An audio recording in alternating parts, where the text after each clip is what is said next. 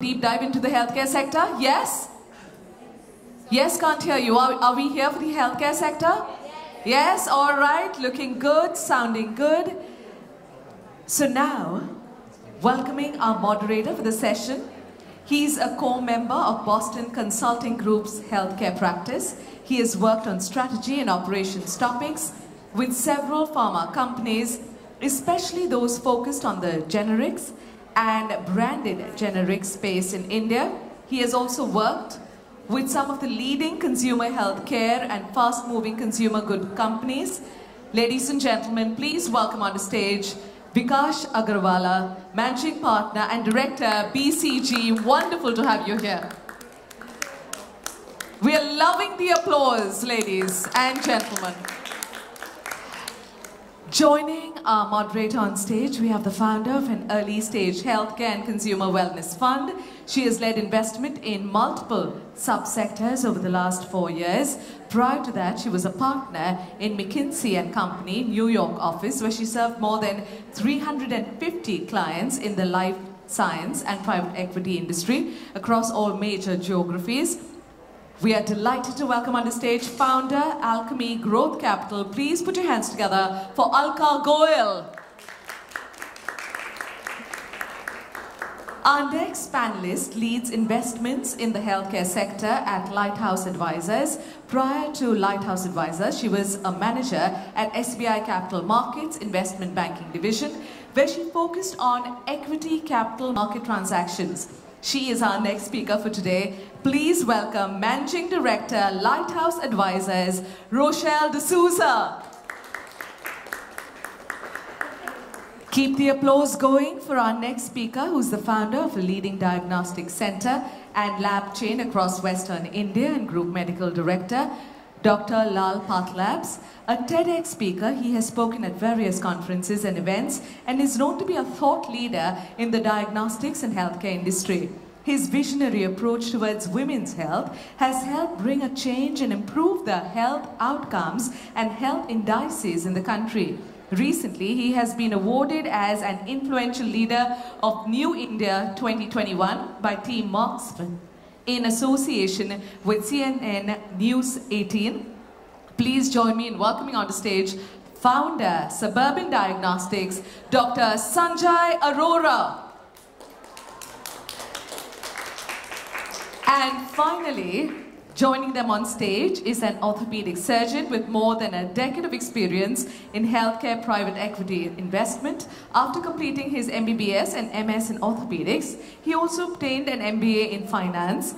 He has experience of investing in various subsectors in healthcare and life sciences, including hospitals, medical devices, pharmaceuticals, diagnostics, and distribution. He was involved in multiple investments, including KIMS Hospital and GCC Surya Children's Medicare and Advanced Enzymes. We are delighted to welcome Director of Investments at Leapfrog Investments. Put your hands together for Dr. Vikram Popli. Ladies and gentlemen, right now I'm looking around the audience and I'm going to say, ladies, let's really put our hands together as we welcome our panelists, our moderator, to take this session forward. Hello. Yeah, great. Good afternoon, everyone, and thanks for joining here for the healthcare sector discussion. I'm Vikas and I'll moderate this session. As all of you know, over the last few years, healthcare has been at the front of a lot of PE action with over $15 billion invested in the last 5 years. Of course, this is all for the right reasons, right fundamentals, aging demographics, increase in lifestyle diseases, aging population. And lastly, but not the least, there's been a lot of digital intervention in the pharma industry in the last few years, which will only further accelerate going forward. And in this context, we have today a very esteemed panel of leaders across the investment community as well as leading founders like Dr. Sanjay with us, who will share their perspectives around where they see the healthcare sector going, what are the key areas for investments, and from the perspective of an entrepreneur, what are the challenges in accessing capital and how can one get good ROI on the investments that they make in the sector. Without further ado, I'll just now get into the discussion topic for the day. So Dr. Sanjay, I'll start from you. From your perspective as an industry participant, as an entrepreneur, where do you see the healthcare sector going over the next 3 to 5 years? And what are the key interesting opportunities from an investment perspective? Sure. Yeah? No, thanks Vikas, and thank you for everybody who stayed back to be part of this. It would be great if you guys want to come in front and make us feel a lot more connected with all of you. So thank you if you would like to come in front.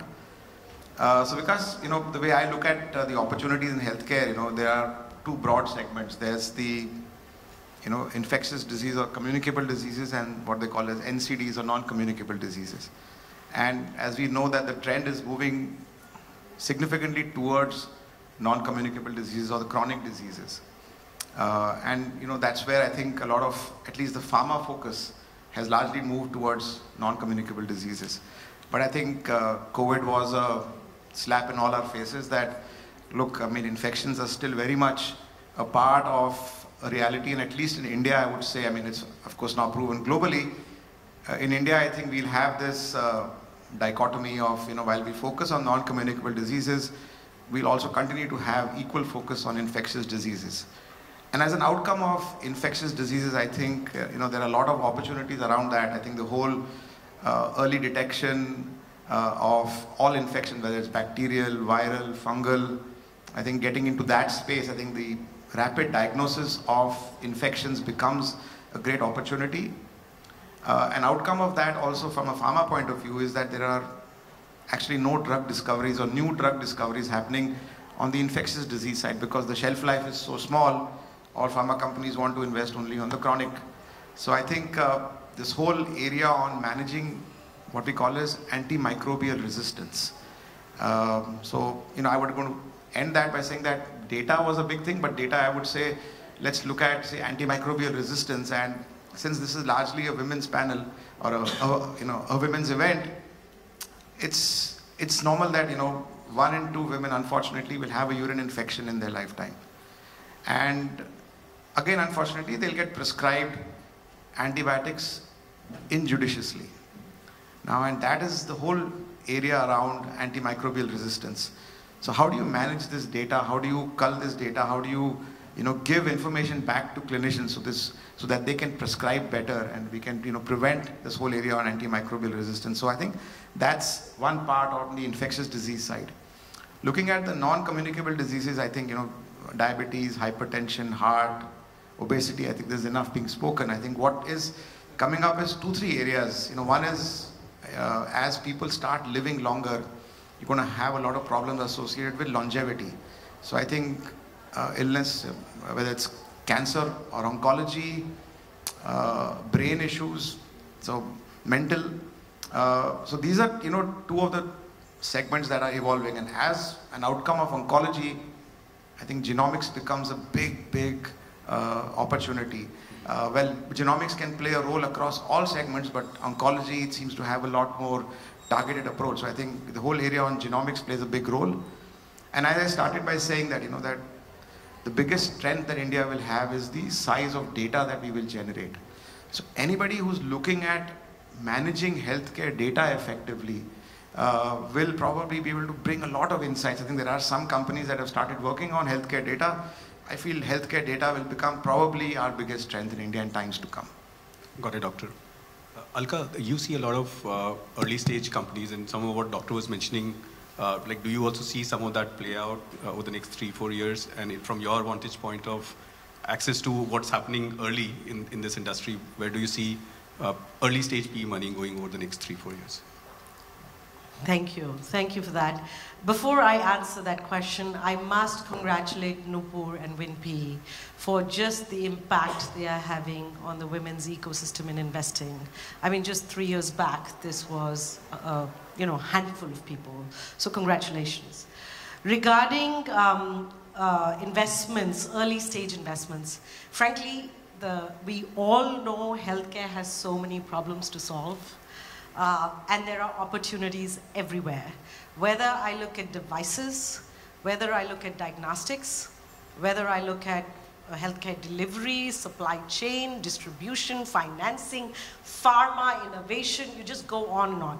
The question typically in healthcare is trust, quality, clinical outcomes, affordability, awareness. So if it's solving any of the problems, there's an opportunity for money to be made because it's the real problem that is being solved. I can frankly go into a PhD thesis on any of these, but let me tell you a topic that I was passionately advocating for just 5 minutes back because it's just fresh. But I can go into oncology, and I totally agree with you, oncology is a big area. I'm passionate about medical devices. If you just look back, India is importing 75% into India, all kinds of medical devices. The PM has given a clarion call of Atmanirbharta, and we all felt the pain during COVID, right? And if you look at the China story, just in 1990s and early 2000s, that's exactly what they did. They stopped importing and making it there for domestic consumption. And I think the time has arrived, if not heavy capital equipment, can we replace every imported medical device in India? And actually not just for import substitution, but just like what pharma has done, become the export hub for medical devices. Trust me, this is just one opportunity I'm excited about. I've committed from Alchemy my lifetime to healthcare and wellness. So there are many more, but just a little bit of a peek on what we think about. Thank you.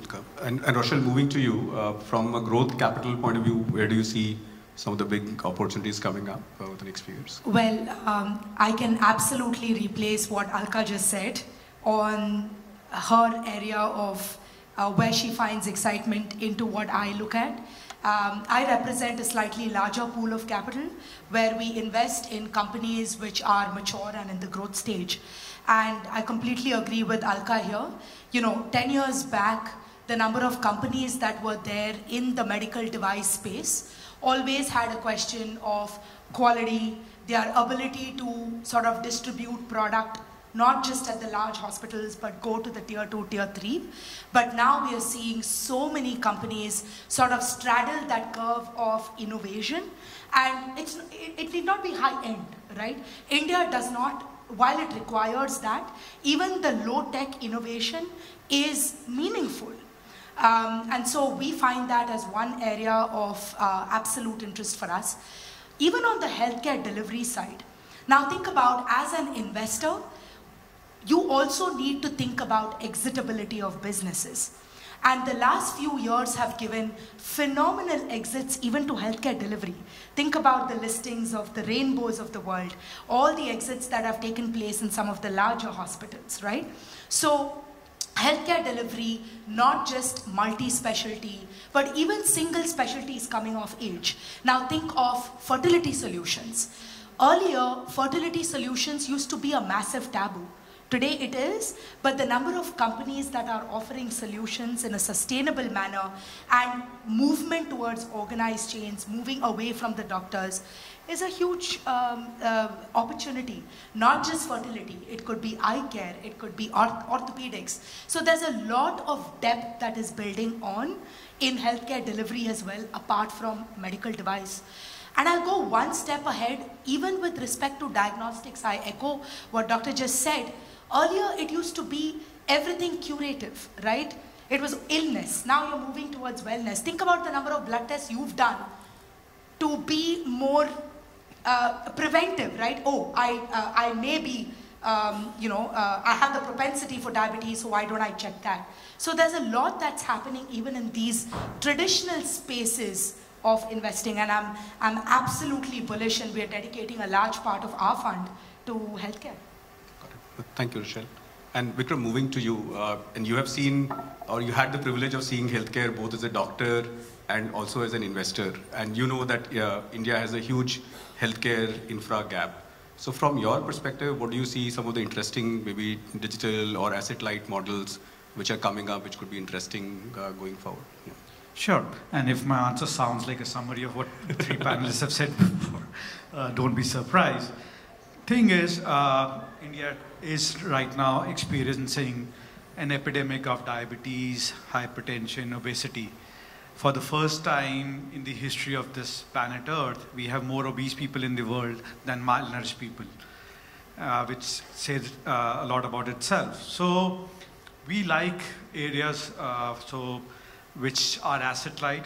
We do think that the heavier asset heavy models are more a consolidation play now versus some of the asset light models which are more growth oriented. In terms of our focus area, again, we like companies providing solutions to chronic illnesses versus acute illnesses.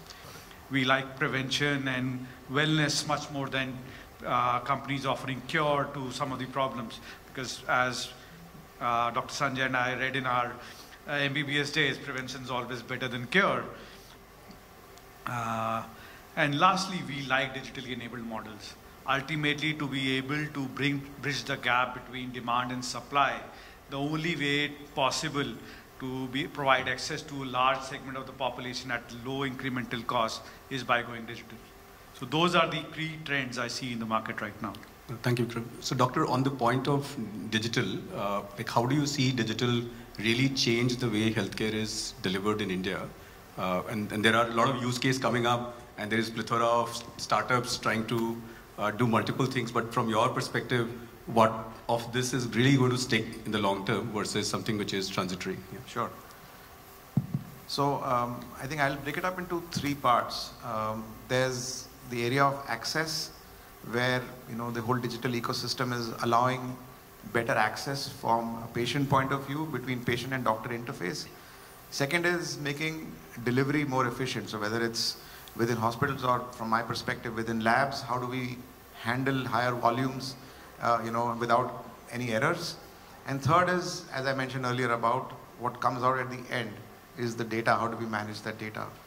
So I think from an access point of view, all of us witnessed the whole, how COVID was handled in our country, where, just that one COVID app was able to give access to everybody on how to, book a test, how to know your vaccination status, etc. So everything. So I think just that democratizing access of healthcare, I think, is going to be a big opportunity from a digital point of view. I think this whole teleconsultation, maybe it was, I think it went off too much in COVID. I think we're seeing a little bit of a trail now in that, but I think there are certain conditions which can still be managed, remotely.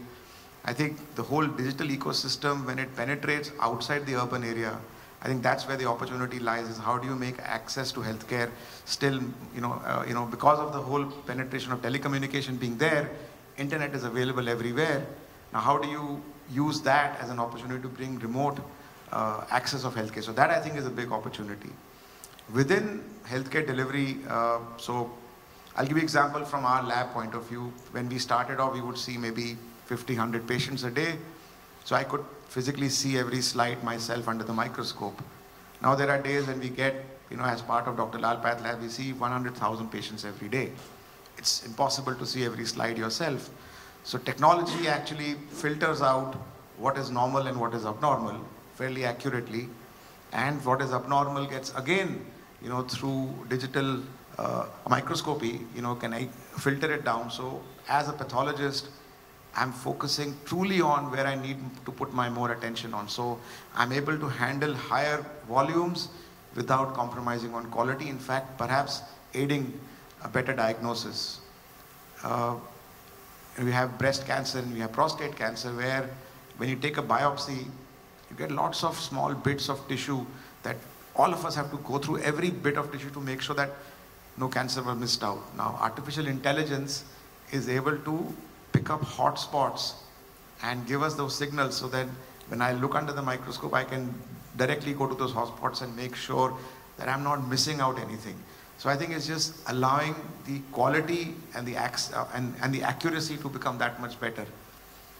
I heard somewhere, I was on a panel discussion last week in IIT, where the head of a large IT company was saying that artificial intelligence will always be co-pilot, will never become the pilot. And I completely resonate with that, there's a lot of fear that, well, technology and artificial intelligence replace medical practitioners. The answer is clearly no. I think it'll be a great aid. It is a great aid. It is improving access. It is improving us to, process larger volumes. and also give higher quality. And last but not the least, I spoke already about data again. Mining this data is going to be a great opportunity. So I think these are some of the touch points from a digital ecosystem. Thank you, Doctor. And Rochelle, from your perspective, you'll be seeing a lot of these digital companies come up, right? In your view, what truly separates the good ones from the not so good ones? I would not call them bad, but not so good ones from a business model perspective. And then you coming in at a growth stage, from your perspective, what could a PE investor do to really help them scale up and basically get to a faster path to growth as well as profits? Well, I think what we look for in terms of growth at the growth stage, and a lot of the hard work is done by Alka out here from the early stage in terms of, figuring out who those gems are. But at our stage, I think, first of all, even before selecting a company, it's important to select categories that render themselves to scale really well, are trying to solve a problem of scale. So we look for that in businesses. I don't necessarily see technology as a separate vertical of healthcare. It cuts across different aspects of healthcare, so it's more an enabler. So I'll talk to you through an example. We invested in India's largest hospital distribution platform. Now, the basic thesis out here was that only 10% of the hospital beds are with the large consolidated chains. 90%, my numbers may be a little off here and there, but a large part of the beds in India are still with the standalone nursing homes, clinics, so on and so forth. So their buying power is always going to be suboptimal, right? Similarly, if you look at the medical device companies, the pharma companies, the distribution is still limited because India is a very deep market. So you can't be completely vertical. So you only reach out to those large pockets of demand, but you're not able to cater to, say, the tier 2, tier 3, tier 4 towns where even service has not, you can't reach them where the service is required. This company has aggregated demand and supply. And how they've been able to do that is by leveraging technology. So while the market size is very large, they have been able to solve a problem of scale. Now there are multiple models that have come in this particular industry, but you can select the companies that have been successful. And what has been successful, now to your question of what do we look for, is that they have looked for each customer in terms of retention. Are the customers buying from them? Rather than chasing growth for the sake of growth, are you able to get profitable growth, right? And they have also operated in an environment of scarcity of capital. We were talking about this prior to the panel, that the peril of the last 2-3 years has been that capital has gone to some extent mindlessly to a lot of, the capital allocators have provided capital mindlessly to a lot of founders. But what's necessary is companies that are able to be frugal in terms of their business model. So these are some of the things that we look for when we're looking to invest. And once we've invested, I think we take the same traditional mindset of, running the business profitably, cash flow orientation, and a certain respect to capital, to be able to scale. I'll pause at that. Thanks, Rochelle. So Dr. Sanjay, Rochelle mentioned around the problem of getting companies to scale, right? And how she has successfully done this with one of her companies. And as an entrepreneur, you would have also faced similar challenges and solved them in your journey. And if you could share some of the learnings from your journey in terms of getting to super scale, like what are the challenges from an entrepreneur perspective and how to solve for them? Yeah, I think it's a little bit of what we spoke before the panel discussion, inside. So I'll give you a little bit of my journey as such, and how that sometimes is different than what entrepreneurs go through today. So when my wife and I started this company, we were absolutely bootstrapped. Now that's a word medical professionals don't know, right? I mean, we learn these words, bootstrapped and things like that. So anyway, so we had little money and we started with that. So as Rochelle spoke about, frugality. I think we learned that naturally. We didn't need to be taught that how to run a business frugally. And I think, when you have, my father's been an entrepreneur, and I think profitability is a natural outcome of running any business. So, he would keep asking us, so how much money are you making at the end of the day? So I think running a business frugally, making sure that you take some home, on a regular basis was the broad thesis. We didn't know. So I still remember there was a patient who's the pedigree on the panel, like, IIM, and that kind of a pedigree. And he came and he was a diabetic, and he said, okay, you have seen my reports, let me see your reports. So I said, I have not done my test. He said, I'm not talking about those reports, I'm talking about MIS. I said, what is MIS? I know MISS. I didn't even know what MIS meant, and he said, no, I should, that you have to look at your business report. So we came from that, that we ran a business, looking at every day, every week, every month, making sure that in the last 30 years, we never missed payday even once.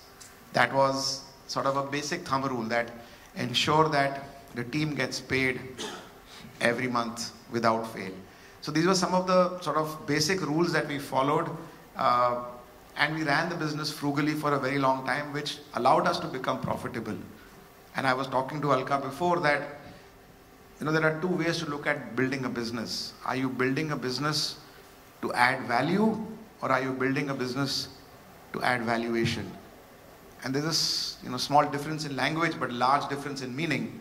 And I think for us, we always try to build value for our ecosystem, for our patients and for our doctors.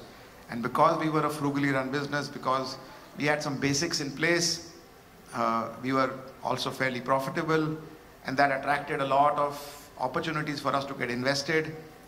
Now, that's the second area that is a learning for me, that money corrupts. And let me be very honest, when you are bootstrapped, when you're just taking home small amounts of money, even any small investment, I understood what primary meant and secondary meant at that time. So secondary investment you get, and a little bit corrupts. So I think it's very important as entrepreneurs that money should not corrupt. Because when you take in somebody's money, it is somebody else's money, and you have to give it back to them. It is very important that you are a custodian of somebody else's money, and that should be kept in mind. That take money only with knowing fully that you have to return this money back at some multiple, and that sometimes could mean even exiting from the business. Even if you've not thought about it, think about it. So these were some of the learnings that I've had, that, difference between value and valuation, how to ensure that you continue to run a business frugally, that if you've always been traveling by business class, you're never going to be able to travel by bus. So learn to travel by bus before you travel by business class, so that you know that sometimes you have to travel by bus, you're not out of place.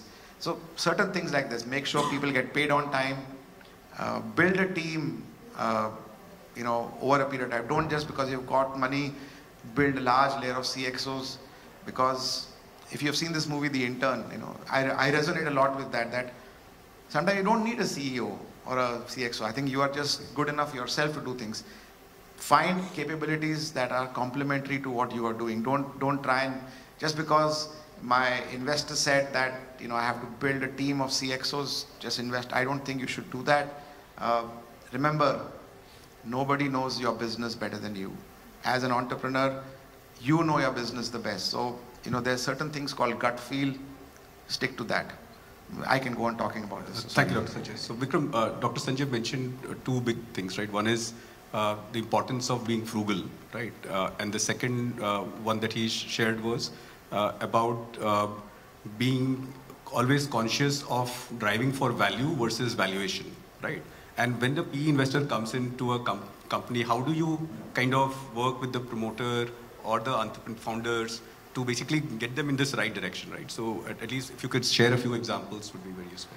So one of my fundamental beliefs is the two people you need to take care of for you to run a successful business. One is your consumer, and second is your employees. So we at Leapfrog have an in-house customer insights team which works with the founders, and actually even before investing in the company takes part even during the diligence process to help know what the customer feels about the product or the company. which is sometimes very important.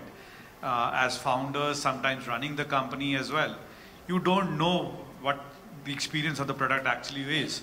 And especially in a field like healthcare, where the demand, for lack of a better word, is inelastic. Sometimes you take your patient for granted as well. Once I visited a hospital as a patient, the experience I had was like, if this is what we delivered, we need to certainly change a lot of things. So we do have an in-house customer insights team which does work with the company a lot. We implement projects which help them improve customer experience, user interface, customer retention, so all that is important.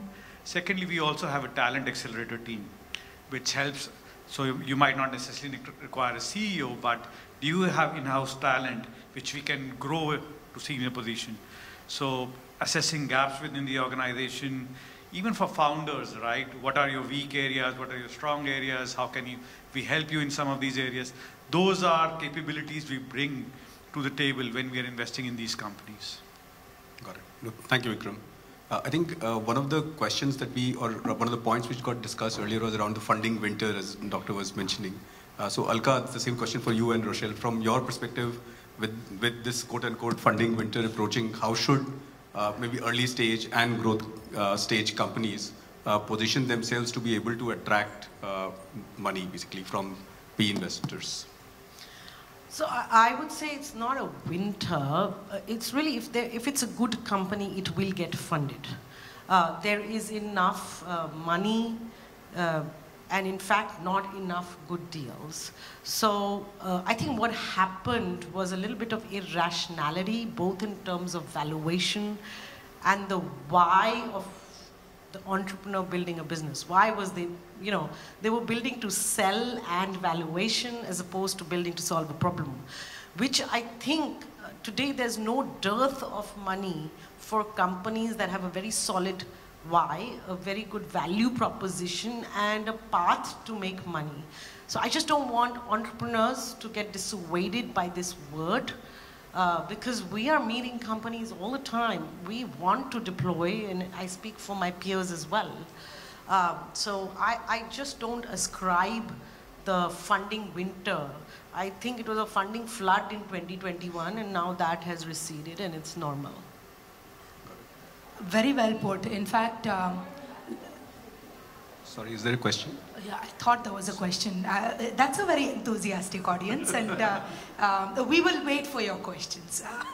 But I echo on Alka's thought. I don't think, in our view, anything has changed. We have been in funding growth equity, and there was a certain discipline to which we were putting out capital, and that discipline continues to exist. To Doctor's point, I think if there are any entrepreneurs here, that entire build a business not hoping that an investor is going to come onto your cap table, right? Build a business because you are passionate to build a business and you're solving a problem. Capital will come follow you. I think that's the mantra that we as investors would follow, and I'm sure my peers will echo the same, and entrepreneurs have to imbibe. Got it.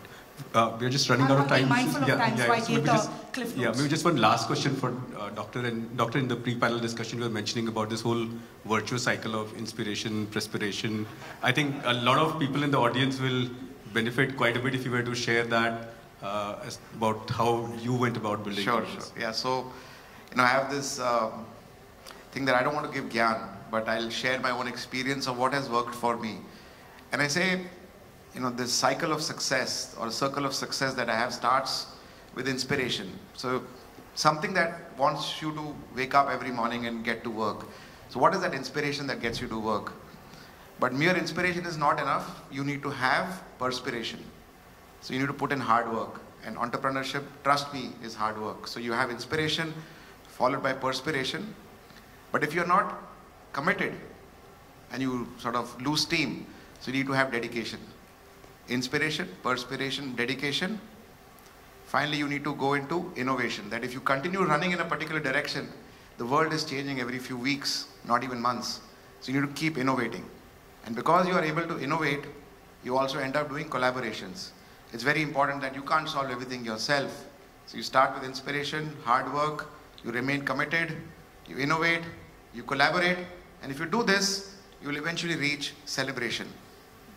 And that every celebration will start a fresh cycle of inspiration.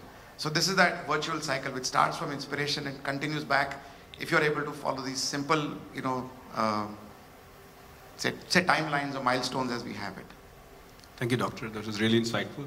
I think we are at the end of the allotted slot, but if panelists are okay, we are okay to take a few questions from audience. Yeah. So if there are any questions from the audience, more than happy to take them now.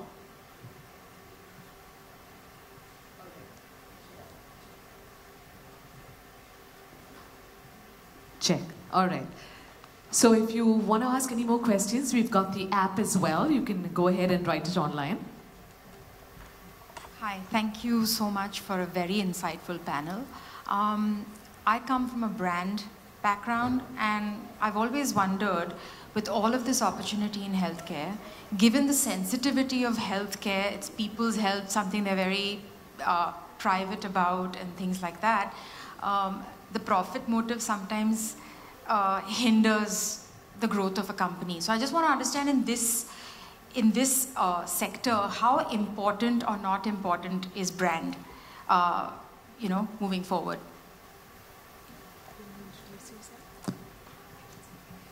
So I think the healthcare sector is going through this, transition, and I can see this over the last 30 years. When I started off, this whole concept of brand in healthcare was perhaps not as evident, but it was happening everywhere around us. So I said, why not in healthcare? There's no reason why healthcare should not be able to speak about itself as a brand. And I think, many of us have been able to prove this, especially in the diagnostic space, in large hospital chains. I think today, the word brand, if I was to articulate it from my point of view, brings transparency. So I think if you are able to bring transparency in what you are trying to do as a company, it translates, according to me, as a brand. Earlier, I found healthcare to be almost like a black box. You didn't know what was happening behind the scene. The moment you brought it out and you started saying, I am NABL accredited, I am NABH accredited, I do these kind of services, this is my OT facilities, this is my infection control policy, etc., etc., etc. You are actually making yourself transparent. So I think that transparency leads you to become a brand, and I think brand basically equals to trust. So I think the fundamental pivot in that is transparency. If you're able to do that, I think you'll be able to build that brand, and there's no reason why we should not be able to do that in healthcare. Thank you, Doctor. I can't see the online poll. If there are any questions, we can take them now, or great. So yeah, so thanks a lot. I would really love to thank my panelists for an insightful discussion today, and to all of you for making time and choosing this session over others. Hope the discussion gave you some new ideas and some new opportunities to action upon. And let this not be the end of the conversation. If you have any other questions going forward, I think you can all reach out to us over LinkedIn, and we'll be more than happy to respond. Yeah. Thank you. Thanks a lot. Thank you. Thank you, Vikash. Thank you so much. As our panelists rise, we're going to welcome Sachi Khurana and Kiran Sharma to kindly join us on stage. We've got these beautiful mementos, beautiful takeaways for each one of our panelists. Thank you so much, our moderator. Ladies and gentlemen, please put your hands together for Vikash Agarwala. Thank you. From BCG, we'd like to thank Alka Goyal from Alchemy Growth Capital, Rochelle D'Souza from Lighthouse Advisors, Dr. Sanjay Arora, Suburban Diagnostics, and Dr. Vikram Popli from Leapfrog Investments. Thank you so much for your presence here. Group photograph. Thank you so much, Sachi Khurana, Wimpy Ambassador. Put your hands together. This was truly, truly special. There was so much from startup in the healthcare sector all the way to investing. So many takeaways. That was really a deep dive. Thank you. Appreciate your time.